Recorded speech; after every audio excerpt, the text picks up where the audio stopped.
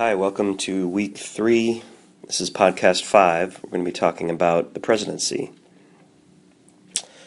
We're accustomed to thinking of the president as one of the most powerful people in the world. He's often called the leader of the free world. But if you look at the Constitution, this person actually only has a few expressed powers. If you remember our discussion of the Constitutional Convention, we have this independent presidency precisely because there was a sense that without a branch that could enforce federal laws over the states, we would have a republic just about as weak as the one we had under the Articles of Confederation. And we wanted this president to be separate from the legislative branch, unlike what you have in a parliamentary system. So like many things in government, the presidency has changed a lot over time, and what started out as a relatively weak office has actually expanded its reach and power greatly as different presidents asserted authority over regulatory areas, assembled a cabinet with cabinet secretaries to oversee various policy areas, and right now the executive branch employs many tens, hundreds of thousands of people across the country if you consider its expanded reach. So Article 2 of the Constitution is the source of the president's power. Take a look at it. You'll see that Section 1 begins by stating the executive power shall be vested in a president of the United States of America. It defines the term of office, which is 4 years, defines how we elect that president, which is called the Electoral College. And of course there are some qualifications, basic qualifications, including that you must be a natural-born citizen, a requirement that many people think today is a little outdated, probably should be updated, but as you know, it's difficult to change the Constitution via amendment. So then there are other main powers specified in the following sections. He is the commander-in-chief, meaning he commands the military and use of force. He has the power to negotiate treaties with foreign countries. He has the power to appoint high-ranking government officials, and often with Senate approval of those officials. He has the power to give Congress information during what's now kind of a media event called the State of the Union, which is a speech he gives to Congress and the nation, updating the country on what's going on. And he can also require a special session of Congress if he believes that's necessary. And finally, he receives ambassadors of other nations, so he's also our head of state. And as you remember, the president, probably his greatest power, at least in lawmaking, is that he has veto power over every law passed by Congress, which can be overridden, of course, by a 2/3 vote in Congress. So those are the expressed powers, but as I said, the presidents have gone far beyond those expressed powers and claimed both implied and inherent powers. These are powers often open to interpretation. But usually the president asserts these powers by saying, well, these aren't in the Constitution, but they are necessary in order to carry out the expressed powers that are in the Constitution and all of the other responsibilities of the presidency. So an example of that is that's often cited is executive privilege, which is the president's ability to withhold sensitive information from Congress and the public when national security is involved. President Nixon tried to assert this privilege during the Watergate scandal. He wanted to withhold these tapes that were so incriminating of him and his staff. But the good news is a federal judge ruled that these tapes could not be covered under privilege. So there is a check on these privileges that the president asserts, and it resides in the judiciary. So when the president overreaches, we have a way of checking that power.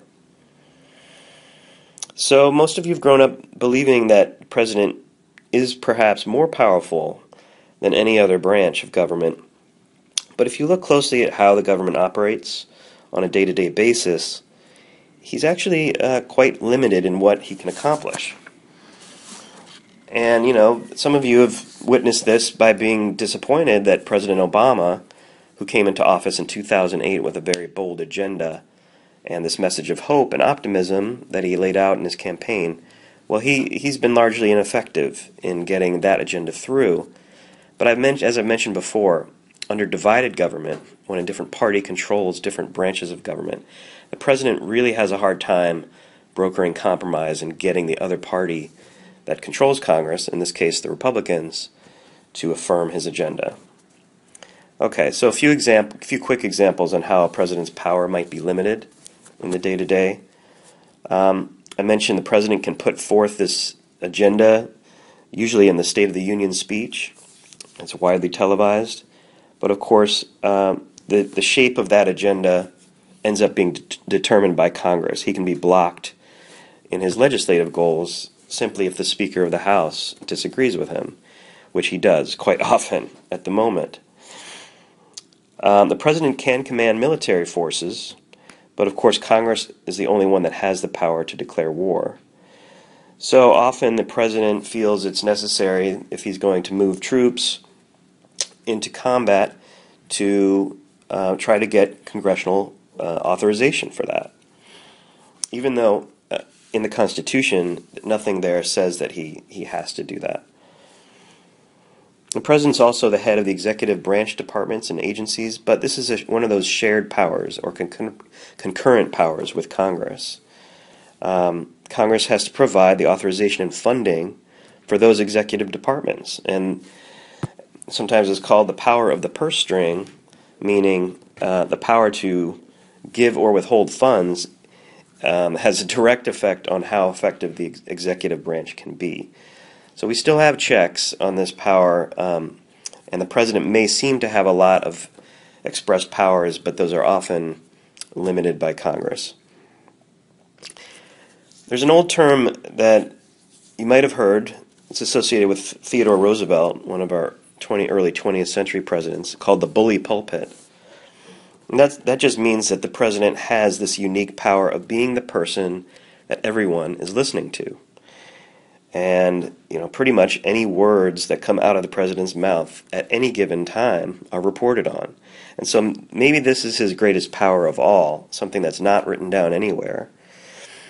Because 18th century folks could never have imagined a world that we live in where a president's video can be transmitted within seconds globally.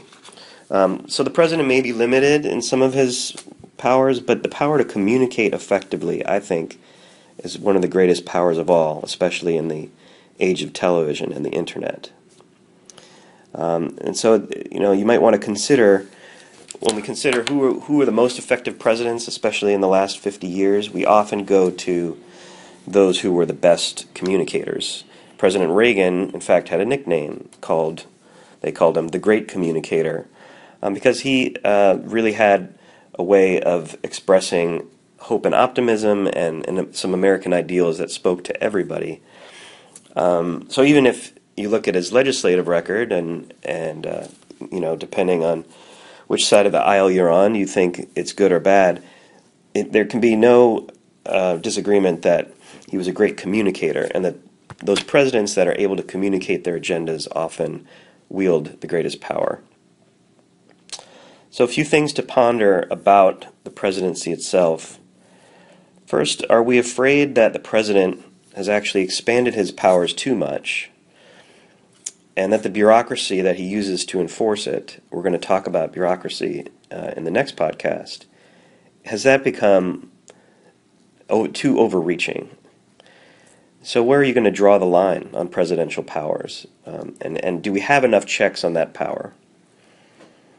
In the early days of the presidency, some presidents had maybe one secretary and a few staff members, and today the White House employs between 2,000 and 2,500 people, just the White House, and of course many more thousands within the executive branch and bureaucracy.